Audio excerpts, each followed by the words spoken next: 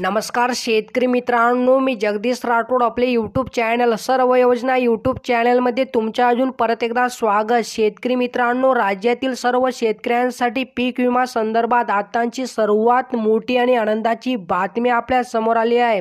हो मित्रांनो, पीक विमा काढलेल्या सर्व शेतकऱ्यांसाठी 3 महत्त्वाची अपडेट आलेली आहे. तुम्ही जर पीक विमा काढला असाल तर हा व्हिडिओ नक्की शेवटपर्यंत पहा. मित्रांनो, हा व्हिडिओच्या माध्यमातून पीक विमा संदर्भात 3 महत्त्वाची अपडेट देण्यात आली आहे. तर शेतकरी मित्रांनो, या ठिकाणी तुम्ही बघू शकता, महाराष्ट्र सरकारने शेतकऱ्यांसाठी पीक विमा योजनेबाबत नुकत्याच महत्त्वाचे अपडेट जाहीर केले आहे. या वर्षी पीक विमा योजनेसाठी विक्रमी 5,174 कोटी रुपयांची तरतूद करण्यात आली आहे. आता प्रत्येक शेतकऱ्याला पीक विमा मिळणार आहे, अशी माहिती राज्याचे मुख्यमंत्री एकनाथ शिंदे साहेब यांनी दिली आहे. तर शेतकरी मित्रांनो, या ठिकाणी आपण पहिली अपडेट बघू शकता. 2023च्या खरीप हंगामात राज्यातील 1,70,00,000 शेतकऱ्यांनी पीक विमा योजनेत नाव नोंदणी केली. रब्बी हंगामासाठी 66 लाख शेतकऱ्यांनी नोंदणी केली. या विम्याचे प्रीमियमची रक्कम सरकार भरते. गेल्या वर्षी यासाठी 2,000 कोटी रुपयांची तरतूद करण्यात आली होती.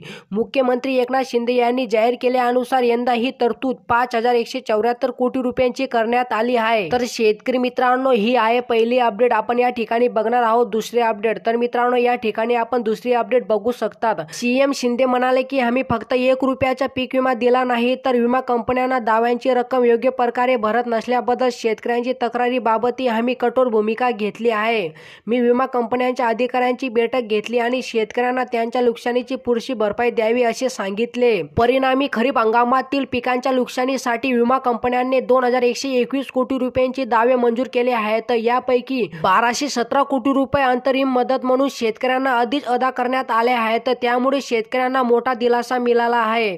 तर मित्रांनो, ही आहे दुसरी अपडेट. आपण या ठिकाणी पाहणार आहोत तिसरी अपडेट. तर शेतकरी मित्रांनो, या ठिकाणी आपण तिसरी अपडेट बघू शकतात. प्रथमच आंबा, काजू, केळी, डाळिंब या फळबाग पिकांचाही पीक विमा समावेश करण्यात आला आहे. अगदी मच्छीमारांच्या बोटी, मासेमारी जाळे आणि पोल्ट्री फार्मचाही आता पीक विमा उतरवला जाऊ शकतो.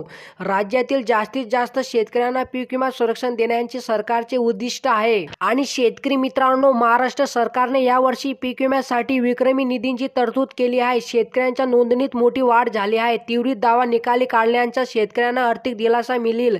विम्यामध्ये अधिक पिकांचा समावेश केल्याने सर्व प्रकारच्या लागवडींना कव्हर करण्याचे या योजनेचे उद्दिष्ट आहे. तर शेतकरी मित्रांनो, पीक विमा काढलेल्या सर्व शेतकऱ्यांसाठी असे प्रकारे 3 महत्त्वाची अपडेट आलेली आहे. मित्रांनो, जर तुम्हाला ही अपडेट आवडली असेल तर नक्की चॅनलला सबस्क्राईब करा, व्हिडिओला लाईक करा.